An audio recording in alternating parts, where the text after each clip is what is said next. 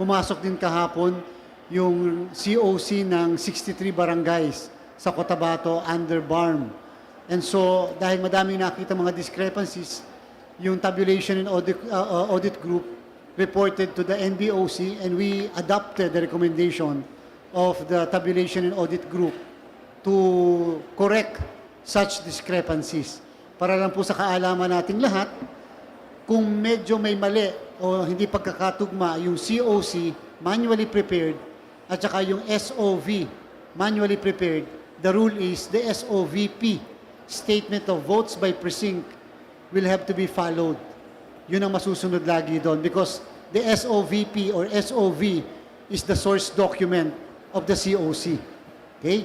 So, we adopted kanina the recommendation, and at the same time, we asked the supervisory group kung nag-submit na po ang ating Provincial Board of Canvassers of Lanao del Sur nung tinatawag nilang canvass report. Kasi pinasubmit natin yung canvass report. Yung canvass report po, for your information, is not the COC. The canvass report is merely the report of what had been transmitted to the Provincial Board of Canvassers during the time of canvassing.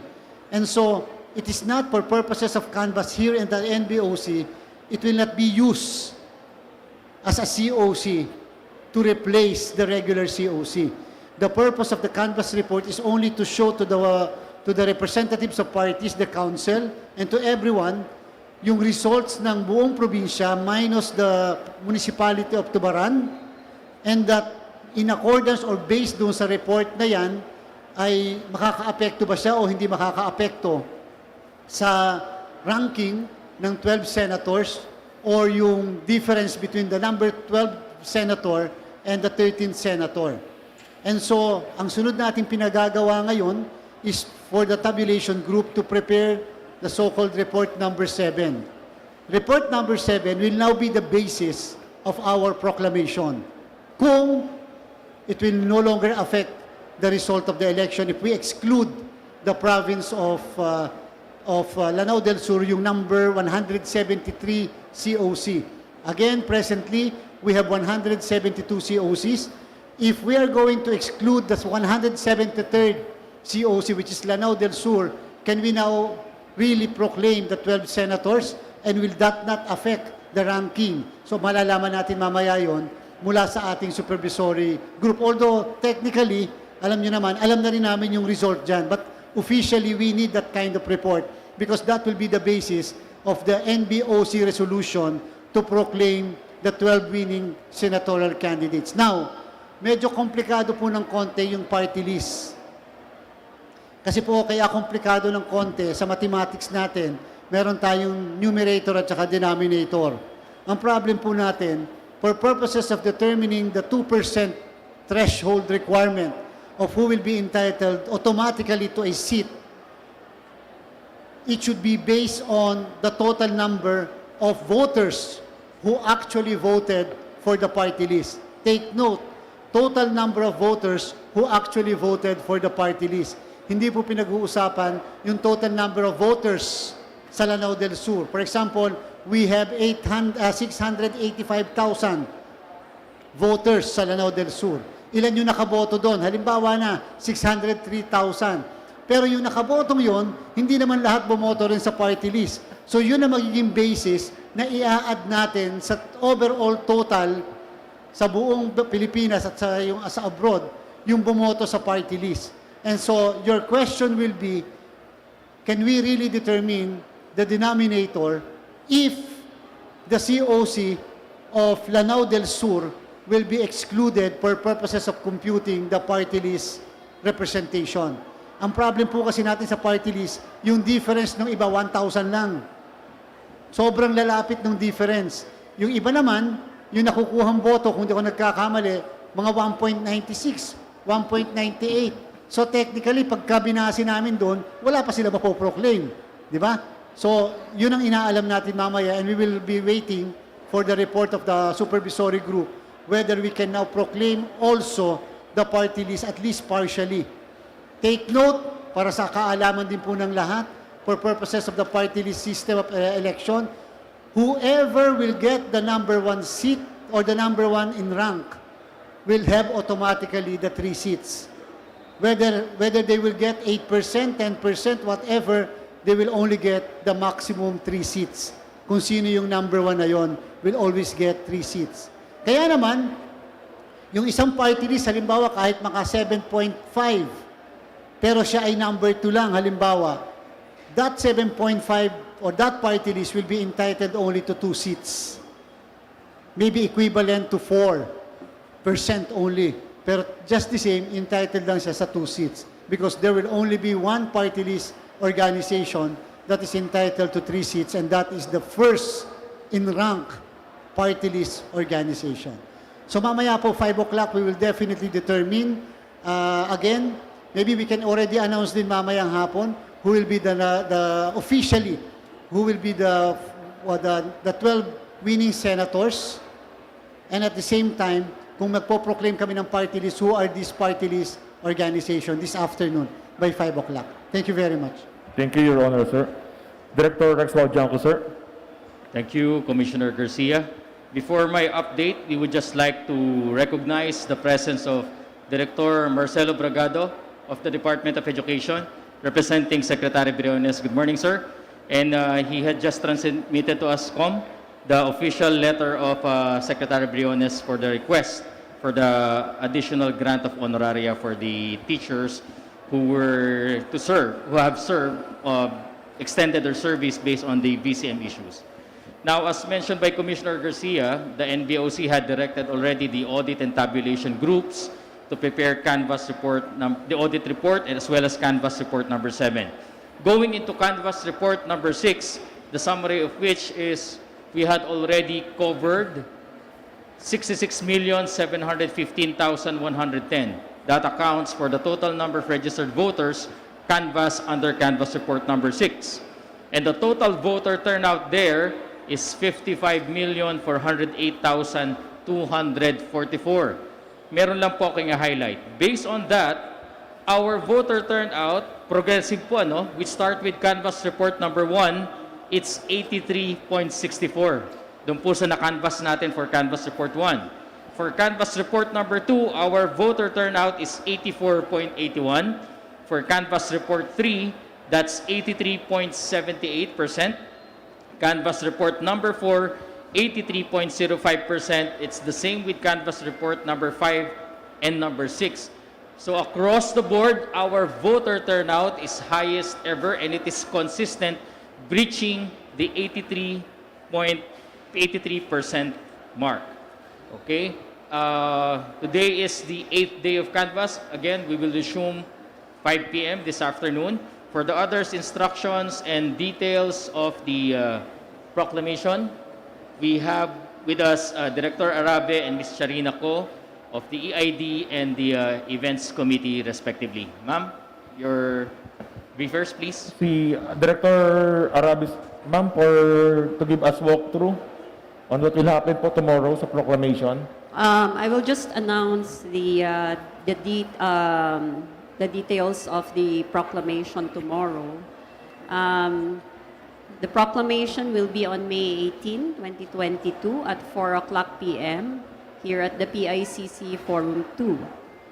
And at the moment, we have prepared an advisory for the senators, and the invitations are also in process, as well as the program, to give us a walkthrough of the proclamation. I will turn over the microphone to Ms. Charina Ko, our head for events. Ms. Cha.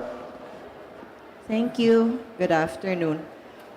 So we'd like to give some reminders to the media, specifically for how we will do tomorrow's proclamation. If you noticed when you went inside, we've already set up the barriers. We will be setting up a red carpet later in the day, and we will do a dry run. However, the following are very important reminders. So for the voter care bleachers on top, which you see right now is being occupied by EID voter care, that will be transformed to photographers area with a maximum of 50 capacity. Yun ang kaya lang po niya. dyan sa taas po.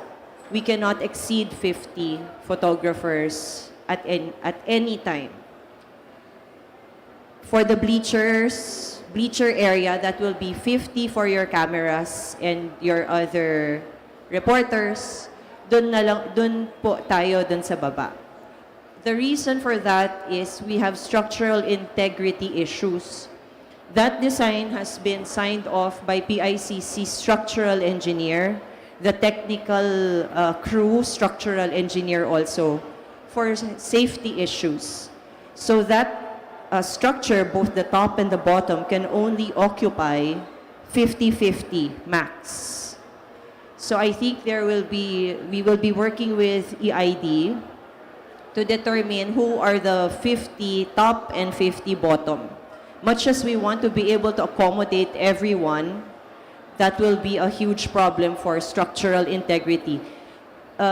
Truth be told, may nagka-problema na po tayo dun sa bleachers na part. Ni-reinforce na po yan.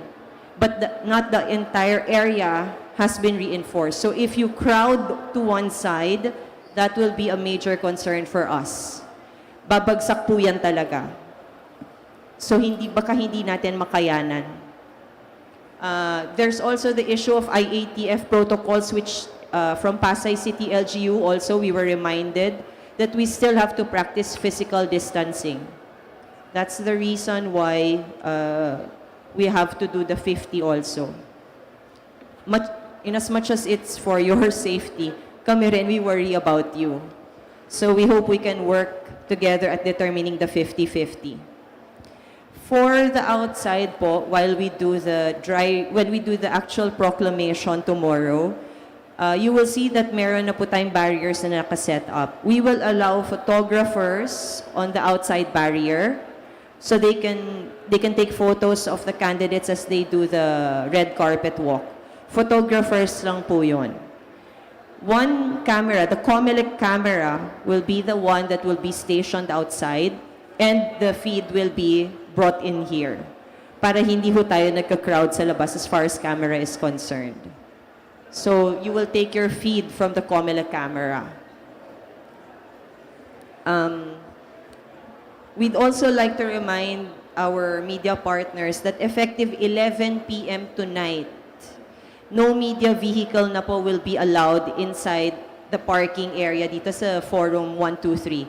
As it is now, if you noticed when you came in, there were already, no more vehicles were allowed to park in front of Forum 2. Pinatanggal na po natin yan.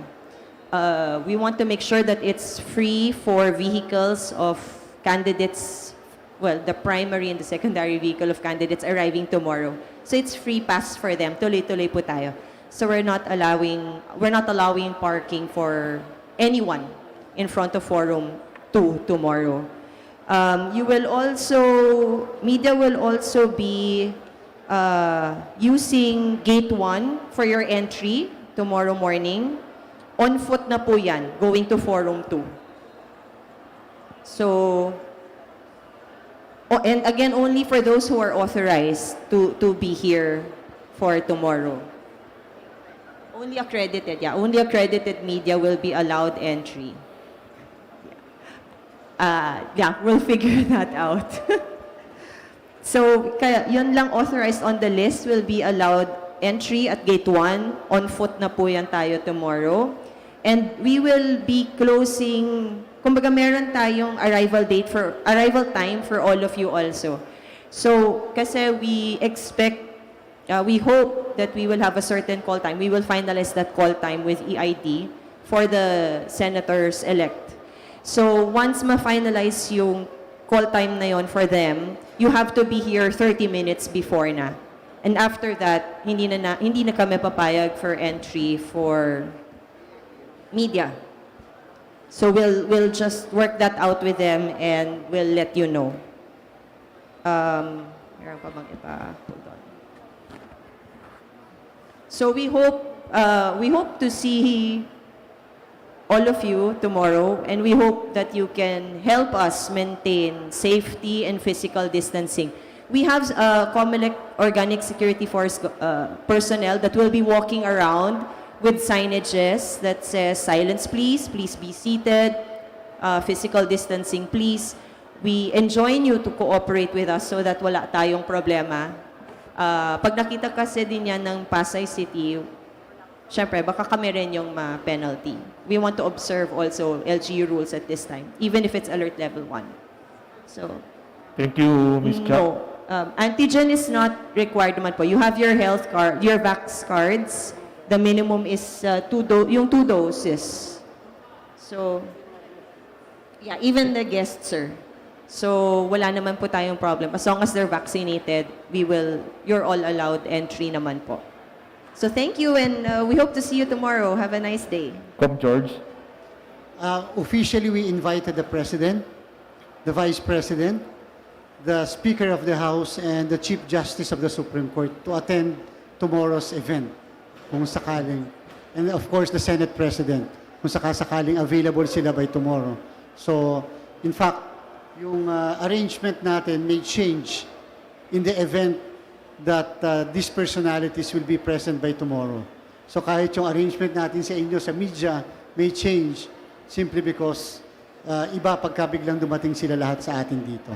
Yun, alam niyo naman may mga protocol na kinakailangang i-observe natin kapag naandito yung mga top government officials natin na yan. So again, inuulit ko po kasi doon sa draft na kanilang invitation, hindi nakalagay, walang antigen test, walang RT-PCR test doon sa mga a-attend. Sa 5 na mga invited guests nila, plus siyempre yung senatorial, the winning senatorial candidate, and all other guests are not required to show any test. What is important is meron lang silang vaccine card siguro, yung vaccine card, no? Thank you, George, Your Honor, sir. Director Rex. Additional advice po from us. Yung pong sa 12 winning senatorial candidates who will be proclaimed as senator-elect tomorrow, Director Arabe is now sending the email notices and invitations to the respective email addresses. Her office is likewise calling the numbers listed para po madali yung coordination, lalong-lalo na dun sa vax cards. Makakapag-coordinate na lang po kay Director Arabe upon the receipt of the email para po ma-submit na, that's correct, ano, Director Francis, to facilitate their entry tomorrow para na po hindi na magtagal. Thank you. Thank you, sir. For our question and answer, the first to ask question is Ms. Tina Panganiban Perez, GMA 7, to be followed by Mr. RG Cruz of ABS-CBN. Ma'am Tina. May ground. For anyone po, sino na po kina President, VP, CJ, Speaker, and SP ang nag-confirm na po ng attendance tomorrow? As of this time, wala pa kasi ayaw din natin kaagad. Although, yung sa mga winning senatorial candidates, baka later pa na yung pagpapadala ng invitation, masyadong presumptuous naman tayo. Ayaw natin pangunahan yung announcement mamaya ng National Board of Canvassers. Siyempre, formal yun and official. Pero in the meantime, in advance, in-inform na natin yung kanilang team para lang wala silang schedule by tomorrow. Yung mga barong nila na dapat ipapagawa, baka sakaling pa pwede ma-rush na hanggang mamayang hapon. Kay President, I think, nauna na kanina. Kay Vice President din, pati kay Senate President, kay Speaker, at saka kay Chief Justice. So that maybe they can squeeze the activity to their schedules by tomorrow. Either for Commissioner or Director Rex, Buenafe et al. Have assailed the COMELEC and bank decision to junk the MR on the Marcos Cancel COC case for grave abuse of discretion. They are also asking Congress, sitting as NBOC, to not canvass the votes for Mr. Marcos. Any reaction?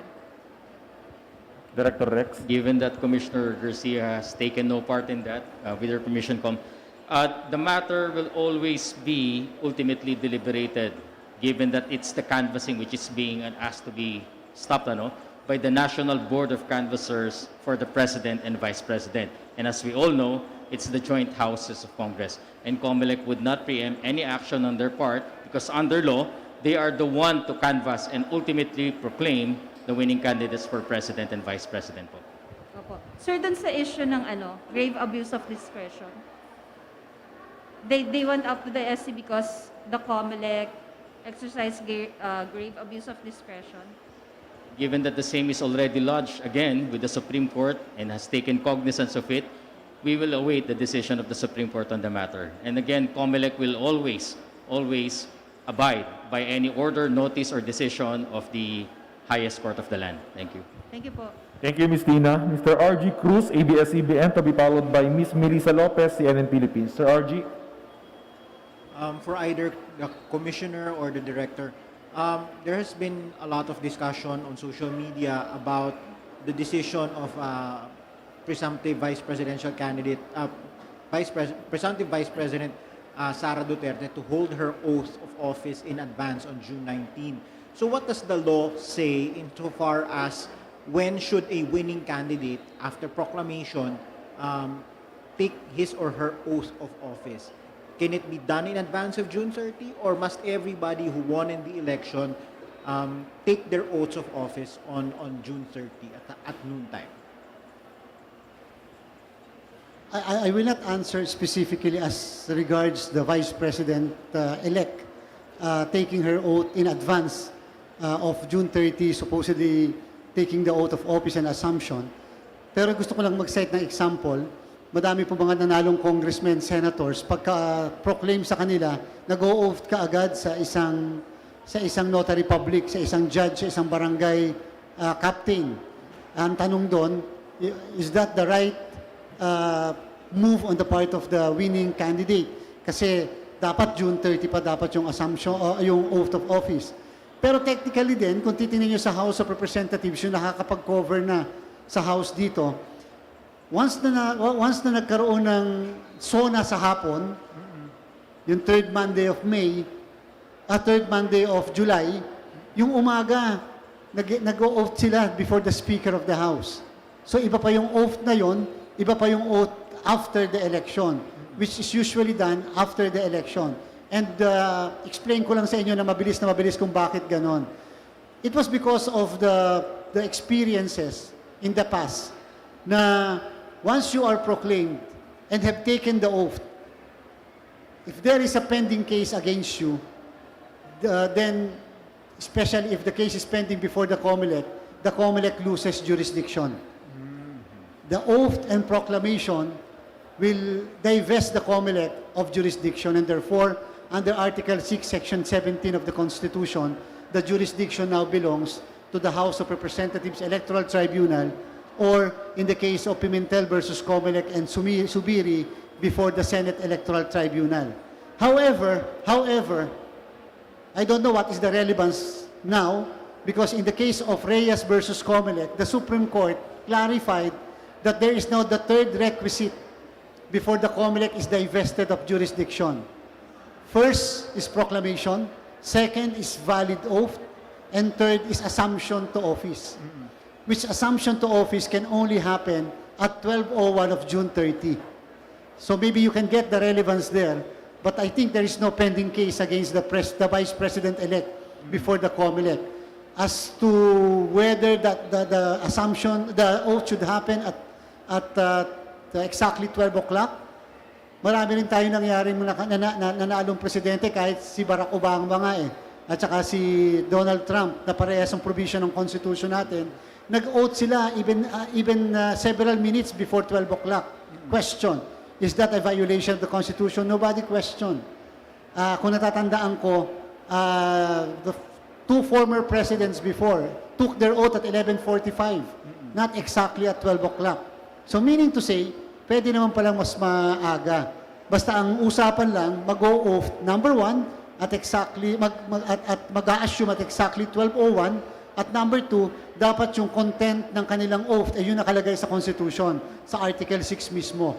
Eksakto dapat yung nakalagay, because that is what is provided for by the Constitution. Hindi nakalagay doon that the oath should happen at exactly 12 o'clock of June 30. So to be clear, sir, hindi illegal, and it doesn't make it illegal or invalid yung oath kung mag-decide ng anybody who won and who is duly proclaimed, if they decide na mauuna sila sa June 30, Yes. Especially sa mga local. Yung iba kasi para lang may alam niyo naman, party, makapagpakain, makapagpasalamat, nag-o-oath kahit kay kapitan muna. Yung formal oath can happen later. Yung iba naman sa judge, naghahanap ng huwes, ng isang notaryo publiko, basta may maipakita lang na oath kaagad. Pero yung formal oath can happen later. So it may be possible that you have taken your oath now, and then you will have another oath later. There is no prohibition that you will have several oaths. In fact, tomorrow, after the proclamation of the 12 winning senatorial candidates, nobody can prevent them from taking an oath before even a commissioner of the commission election or before the chairman of the commission election. So it's not, to be very clear, hindi illegal yun. Wala naman tayong nakikita doon na problema. Thank you, George, Sir RG.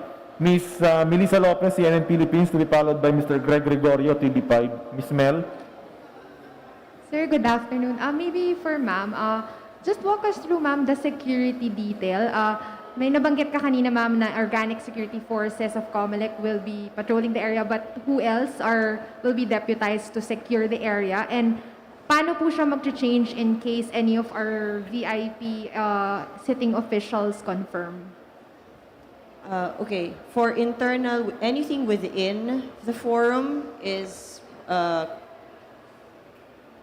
balik, COMELEC Organic Security Force po yan, ang in charge dito sa loob. Perimeters po we will be assisted by the Armed Forces of the Philippines and the Philippine National Police. As is what we normally do and expected, should the President arrive, then the PSG will take over po right away. But until such time that we receive formal or actual notice of that, then our preparations will continue. COSF, COMELEC Security, AFP, PNP, PSPG is also part of the planning po. We have BFP, MMDA, so they're all looped in. So we're all ready to make adjustments or to strengthen or harden the security plan for the venue. Thank you, ma'am. You're Ma'am, welcome. sorry, may figure kayo kung ilang personnel of AFP and PNP roughly yung madedeploy for tomorrow? That's kind of confidential as of now. Thank you. Sige po. For George, sir, just to put it on the record, kasi may discrepancies nga po kanina as with previous days on the audit reports, on the COCs. Ano po yung reason for the discrepancies and malaki po ba? Yun ang para sa kaalaman ng mga kababayan natin, para din sa inyo, sa members of media. Diyan yung makikita yung problema sa manual election. Siguro sa sobrang pagod ng mga teacher, sa sobrang pagod ng mga nasa post natin, nagkakamali sila ng pag-transfer. At lagi yon, consistent yun ng manual election. Lagi nagkakamali yung pagta-transfer ng result from the SOV papuntang COC. Kasi ang daming papel nun. Sobrang daming papel. So, litong-lito ka na pagod ka na, puyat pa, nagkakamali sila ng lipat. May mga instances naman in the past, intentional na mali. Kaya yung dagdag bawas, nangyayari sa canvassing.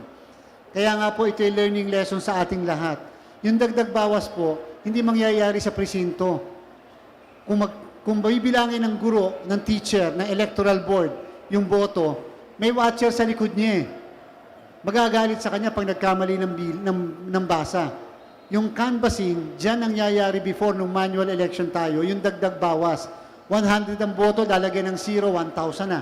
1,000 ang boto, tatanggalan ng 0, 100 na lang. Ganyan-ganyan din po yung nangyayari. Kaya po yung kung napansin ninyo, walang problema sa electronically transmitted. Ang problema doon sa meron tayong manually prepared COC, nagkamali. At yun ang kagandahan din na meron tayong tabulation and audit group. Because yung tabulation and audit group natin, nakikita nila, kasi sinusuma total uli nila yan. Tapos ino-audit nila, tinitingnan nila kung talagang tama yung computation. We will not just rely doon sa sinabi ng board na ito yung tabulation nila, ito yung computation nila. We will always retabulate and audit that result. Kaya nakikita po natin. Sir, hindi naman siya malaki. I mean, is it a huge, are these huge numbers? Do we attribute it to human error or deliberate po ba? Hindi naman. So far naman, yung mga five votes, 1 vote, but just the same, discrepancy pa rin yun. And ang usual na process natin dyan, nire-refer lahat yan sa Law Department for proper investigation. Kasi we have to determine din kung talaga namang naantok lang, o baka intentional, or baka whatever. Because otherwise, kinakailangan kasi na hindi mangyayari ang ganyan na discrepancy. But of course, human error lagi, pumapasok, nagbibigay tayo ng konting leeway sa ganyan. Thank you, Com. Thank you, Com. Thank you, Ms. Mel. Mr. Greg Gregorio, TV5. Okay na. Mr. Dante Amento, UNTV. To be followed by Ms. Mads Villar, Net 25. Sir Dante.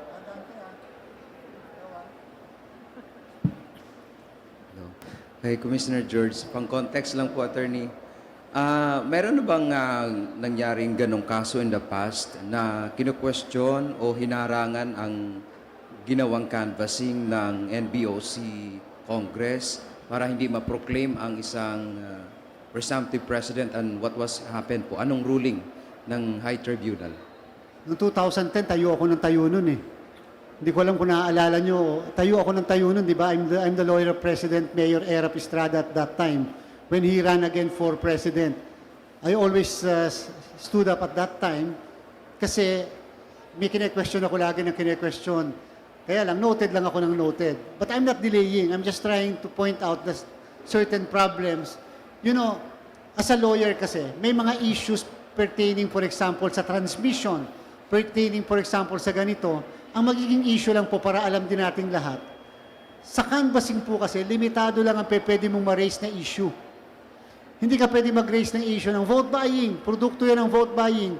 Kasi these are not proper in a canvassing proceedings.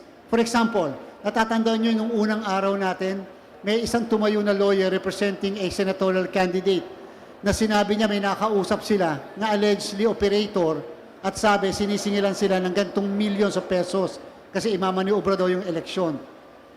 Hindi natin siya completely dinisregard, but we referred the matter to the end bank of the COMELEC. But the National Board of Canvassers is not the proper body to elevate and raise these matters. Kaya when you go to Congress, the question is, will the issues be raised that will be raised by parties and council proper for purposes of canvassing? Take note po, walang pre-proclamation controversy for the position of President, Vice President, Senators, and Congressmen. Walang pre-proclamation controversy. Except illegal proceedings of the board, illegal composition of the Board of Canvassers. Aside from that, you cannot raise any other issue. If you want to raise this kind of issues, file an election protest. Yun po ang rule natin lagi. Does it mean po na maring ma-dismiss yung petition na hinihingi ng Buenafe et al? Possible ba yan na i-dismiss ng Supreme Court? Hindi ko masasagot yun, Kadante. Of course, it is discretionary on the part of the Honorable Supreme Court whether the petition is meritorious, in form and substance, nasa kagalang-galang na Korte Suprema natin yon. And at this point, of course, the COMELEC being a party to that case, we will just wait for the action of the Supreme Court on what the Supreme Court will do as far as the case is concerned. Thank you po. Thank you, Sir Dante. Ms. Mads Villar, Net 25. Hi, sir. First po muna kay Director Francis or kay Ms. Cha. Tanong ko lang po, bukas ay, paano po, may dress code po ba for the media?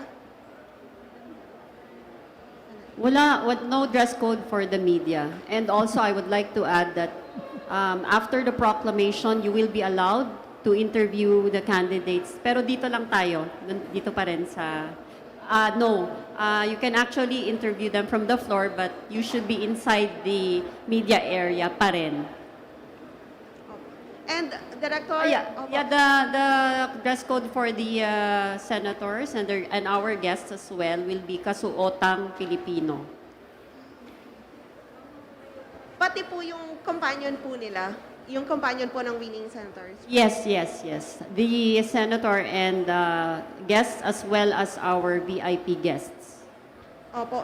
And paano po yung accreditation po ng media tomorrow? Meron po bang limit ng news team per network na pwede pong mag-cover sa proclamation?